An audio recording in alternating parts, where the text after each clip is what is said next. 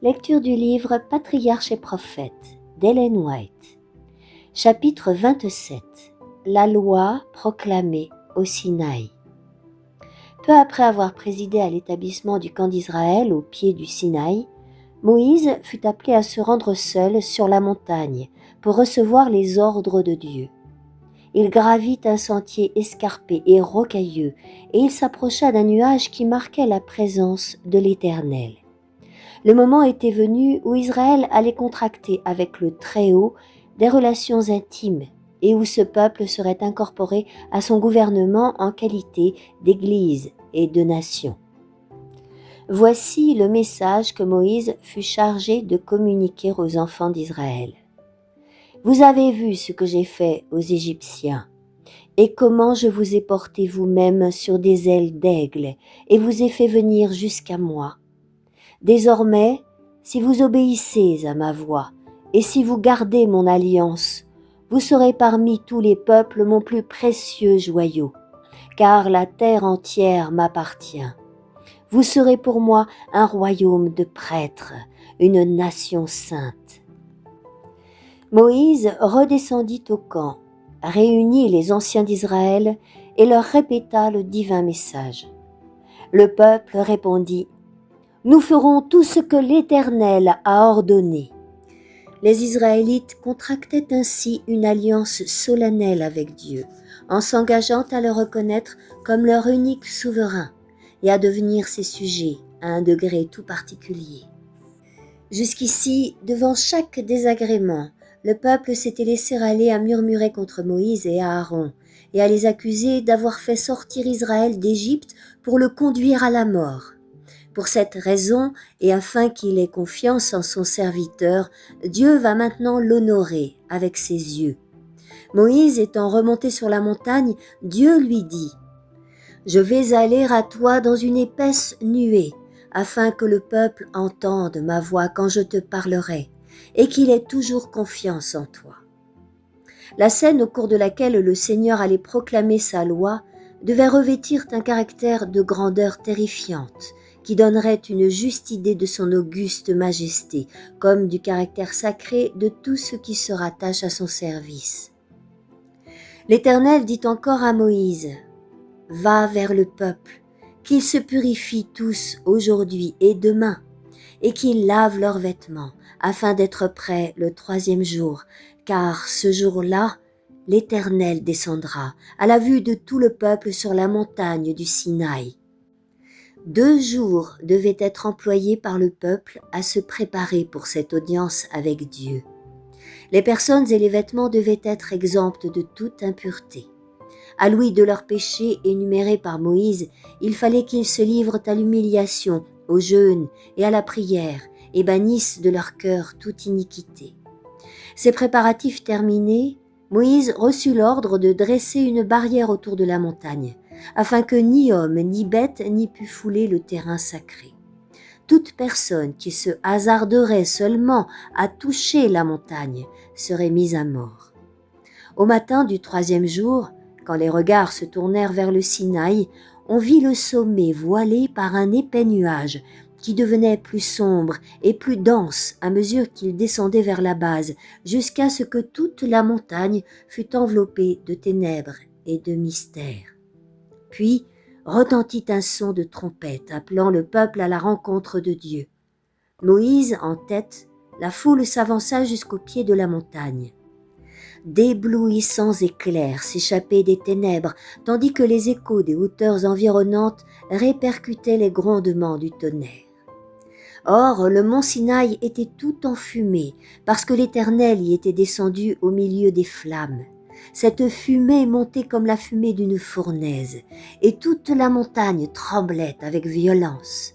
La gloire de l'Éternel apparaissait aux enfants d'Israël comme un feu dévorant. Et le son de la trompette devenait de plus en plus éclatant. Les signes de la présence divine étaient si effrayants que le peuple, saisi de terreur, se jeta le visage contre terre devant l'Éternel. Moïse lui-même s'écria: « Je suis épouvanté et tout tremblant. » Bientôt, le tonnerre et la trompette se turent, et ce fut un silence angoissant. Puis, la voix du Seigneur retentit, sortant d'un épais rideau d'obscurité. Et alors, debout au milieu d'un cortège d'anges, l'Éternel proclama sa loi. Plus tard, Moïse décrira cette scène en ces termes. L'Éternel est venu du Sinaï, il s'est levé pour eux de Séhir, il a resplendi de la montagne de Paran, il a surgi du milieu des saintes myriades, il a envoyé pour eux de sa droite le feu de sa loi. Il aime aussi les autres peuples, et sa main protège tous les saints d'Israël. Ils se sont assis à tes pieds pour recevoir tes paroles. Ce n'est pas uniquement sous l'auguste majesté du juge et du législateur que Jéhovah se révéla, mais aussi sous la figure du compatissant gardien de son peuple, ainsi que le démontre le préambule de la loi. Je suis l'Éternel, ton Dieu, qui t'ai fait sortir du pays d'Égypte, de la maison de servitude. Celui qui articulait maintenant cette loi aux oreilles de son peuple était celui qu'Israël connaissait déjà comme guide et libérateur, celui qui l'avait fait sortir d'Égypte en lui frayant une voie à travers la mer, qui avait englouti le Pharaon et ses armées, et qui s'était ainsi montré supérieur à tous les dieux de l'Égypte. La loi divine proclamée à ce moment-là n'était pas destinée exclusivement aux Hébreux. Si Dieu leur faisait l'honneur de les en constituer gardiens et dépositaires, c'était pour qu'ils en fissent part à tous les peuples. Les préceptes du décalogue sont donc destinés à toute l'humanité. Ils ont été donnés pour éclairer et gouverner le monde entier. Ces 10 préceptes courts, compréhensifs, impératifs, qui renferment les devoirs de l'homme envers Dieu et envers le prochain, sont tous fondés sur le grand principe de l'amour, ainsi formulé. Tu aimeras l'Éternel ton Dieu de tout ton cœur, de toute ton âme et de toute ta force. Tu aimeras ton prochain comme toi-même. Dans les 10 commandements, ces 2 grands principes sont précisés de façon à s'appliquer aux conditions et aux circonstances de l'homme. Les voici. Tu n'auras point d'autre Dieu devant ma face. Seul Dieu, l'être éternel, incréé, existant par lui-même, à la fois auteur et soutien de tout ce qui existe, a droit à l'adoration et à la vénération suprême. Ce commandement interdit à l'homme de donner à n'importe qui et n'importe quoi la première place dans ses affections et son obéissance. Tout ce qui tente à diminuer notre amour pour Dieu ou qui entrave le service que nous lui devons devient pour nous un Dieu. Tu ne te feras point d'image taillée, ni aucune représentation des choses qui sont en haut dans le ciel, ici-bas sur la terre, ou dans les eaux au-dessous de la terre. Tu ne te prosterneras point devant elles, et tu ne les serviras point.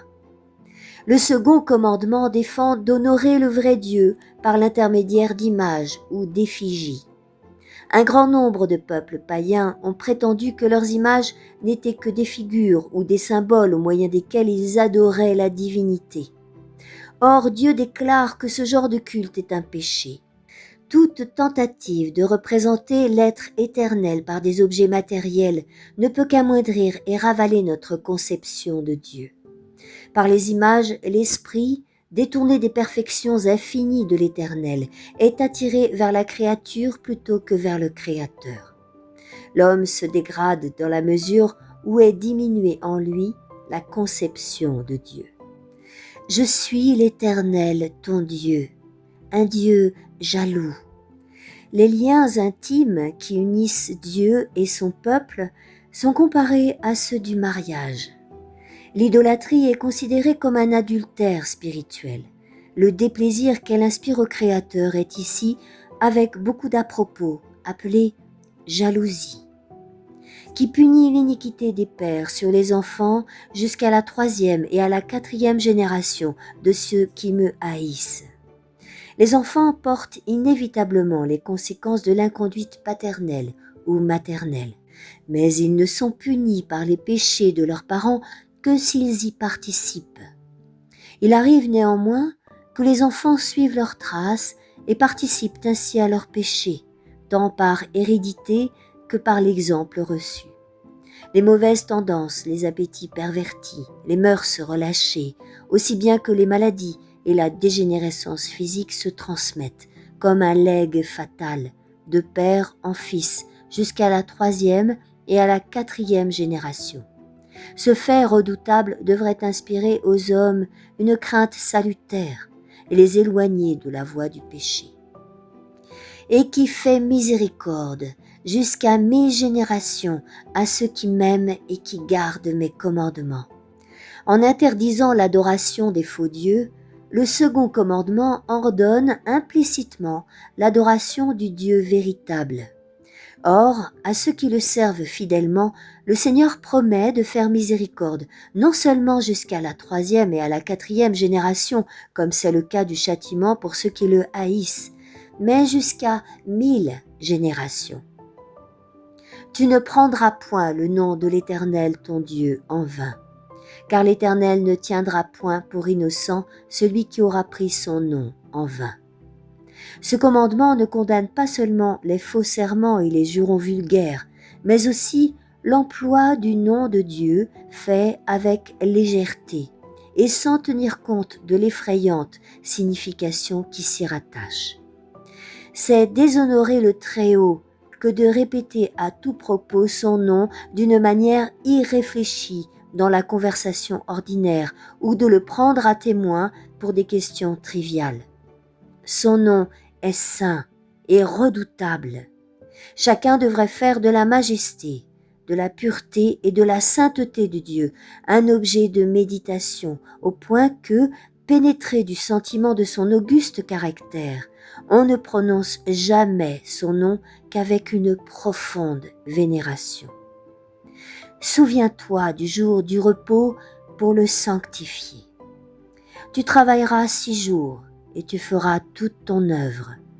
Mais le 7e jour est le repos de l'Éternel, ton Dieu.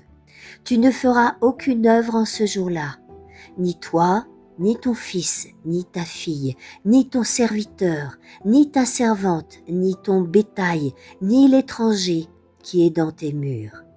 Car l'Éternel a fait en 6 jours les cieux, la terre, la mer et tout ce qui y est contenu. Et il s'est reposé le 7e jour. C'est pourquoi l'Éternel a béni le jour du repos et l'a sanctifié. Le jour du repos n'est pas introduit ici comme une institution nouvelle, mais comme ayant été fondé lors de la création. L'ordre est donné de s'en souvenir et de l'observer comme mémorial de l'œuvre du Créateur. En appelant Dieu le Créateur des cieux et de la terre, ce commandement le distingue de tous les faux dieux. Ceux qui observent le 7e jour montrent par là qu'ils adorent Jéhovah. Tant qu'il y aura des hommes sur la terre pour honorer Dieu, ce jour sera le signe de leur allégeance. Le 4e commandement est le seul entre les 10 qui mentionnent à la fois le nom et le titre du législateur. Il est par conséquent le seul qui révèle l'autorité dont cette loi émane. Ils renferment ainsi le sceau de Dieu, et la signature du Créateur proclame l'authenticité et l'obligation de sa loi. Ayant donné aux hommes 6 jours pour travailler, Dieu leur demande d'achever leur ouvrage dans ce laps de temps. Les actes de miséricorde et de nécessité sont permis ce jour-là. Il faut prendre soin des malades en tout temps. En revanche, le travail non indispensable doit y être strictement évité. Si tu cesses de fouler aux pieds le jour du sabbat en t'occupant de tes affaires en ce jour qui m'est consacré, si tu appelles le sabbat ton jour de délice, et si tu considères comme vénérable ce qui est consacré à l'Éternel, si tu honores ce jour en n'allant pas à ton travail et en t'abstenant de vains discours, alors tu trouveras tes délices en l'Éternel. En t'abstenant de vains discours. Ceux qui, au jour du repos, s'entretiennent de leurs affaires ou font des projets les concernant sont, devant Dieu, aussi coupables que s'ils travaillaient. Pour sanctifier le jour du repos, nous ne devons même pas laisser notre esprit s'arrêter sur nos affaires séculières. Et le commandement concerne aussi l'étranger qui est dans nos murs. Durant les heures sacrées, tous les membres du foyer doivent s'unir pour honorer Dieu. Honore ton père et ta mère, afin que tes jours soient prolongés sur la terre que l'Éternel, ton Dieu, te donne. Les parents ont droit à un degré d'affection et de respect qui n'est dû à aucune autre personne. Dieu les tient responsables des âmes qui leur sont confiées, et il leur ordonne de tenir sa place auprès de leurs enfants durant les premières années de leur vie. Celui qui rejette l'autorité légitime de ses parents rejette donc l'autorité de Dieu. D'après le 5e commandement, les enfants doivent non seulement respecter leurs parents et leur obéir, mais encore les entourer d'affection et de tendresse, alléger leurs charges, veiller sur leur réputation et constituer l'appui et la consolation de leur vieillesse. Ce commandement comprend également les égards dus aux pasteurs et magistrats, comme à tous ceux auxquels Dieu a confié quelque autorité. Parlant de ce précepte, l'apôtre Paul écrit que c'est le premier commandement accompagné d'une promesse. Pour Israël, qui s'attendait à entrer bientôt dans le pays de Canaan, la promesse envisageait une longue vie dans ce bon pays. Mais elle va plus loin. Elle s'adresse à tout l'Israël de Dieu, auquel est promise la vie éternelle sur une terre purifiée de la malédiction du péché. Tu ne tueras point. Toute injustice tendant à abréger la vie, tout esprit de haine ou de vengeance, toute colère qui pousse à commettre des actions préjudiciables au prochain ou même seulement à lui désirer du mal, car quiconque hait son frère est un meurtrier. Tout égoïsme qui fait négliger les soins dus aux indigents et aux malades, toutes ces choses constituent à des degrés divers des violations du 6e commandement. Tu ne commettras point d'adultère. Ce commandement prohibe non seulement toute action impure, mais aussi les désirs et les pensées sensuelles, comme tout ce qui peut tendre à les exciter. Plus que la pureté de la vie extérieure, Dieu nous demande celle des pensées secrètes et des émotions du cœur. Jésus-Christ, qui nous apprend la portée étendue de la loi de Dieu, déclare que la pensée ou le regard coupable est un péché aussi réel que l'acte lui-même. Tu ne déroberas point. Cette défense s'applique à des péchés tant privés que publics. Le 8e commandement interdit la chasse à l'homme, la traite des esclaves, les guerres de conquête. Il condamne le larcin et le vol avec effraction. Il exige une stricte probité dans les plus petits détails de la vie. Il défend de surfaire en matière commerciale et exige le paiement des justes dettes et des salaires.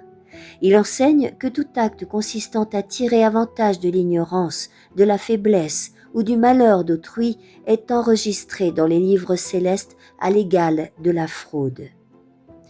Tu ne diras point de faux témoignages contre ton prochain. Sous le titre de « faux témoignages » viennent se placer toutes déclarations inexactes sur n'importe quel sujet, toute tentative et tout dessein de tromper notre prochain. Par un regard, un mouvement de la main, une expression du visage, on peut mentir aussi effectivement que par des paroles. Toute exagération intentionnelle, toute insinuation ayant pour but de donner une idée erronée, voire le récit de certains faits présentés de manière à induire en erreur, constitue un mensonge. Ce précepte interdit tout ce qui tente à compromettre la réputation du prochain par l'altération de la vérité, par des soupçons nuisibles, par la calomnie ou la médisance. La suppression intentionnelle de la vérité, qui porterait préjudice à quelqu'un, est elle-même une violation du 9e commandement. Tu ne convoiteras point la maison de ton prochain. Tu ne convoiteras point la femme de ton prochain, ni son serviteur, ni sa servante, ni son bœuf, ni son âne, ni aucune chose qui soit à ton prochain. En interdisant le désir égoïste qui engendre l'acte coupable, le 10e commandement attaque la racine même de tous les péchés. Celui qui, par obéissance à la loi de Dieu, s'interdit jusqu'au désir illégitime de posséder ce qui appartient à autrui, ne se rendra pas coupable d'actes condamnables à l'égard de ses semblables. Tels sont les préceptes sacrés du décalogue proclamés par le grand législateur du haut du mont Sinaï, enveloppé d'éclairs et ébranlé par les éclats du tonnerre. Cette manifestation extraordinaire de la puissance et de la majesté divine avait pour but d'inspirer une vénération profonde pour l'auteur de cette loi, le Créateur des cieux et de la terre, et de laisser derrière elle un souvenir ineffaçable. Dieu voulait aussi, par là, convaincre tous les hommes de l'importance de la nature sacrée et de l'immuable obligation de sa loi.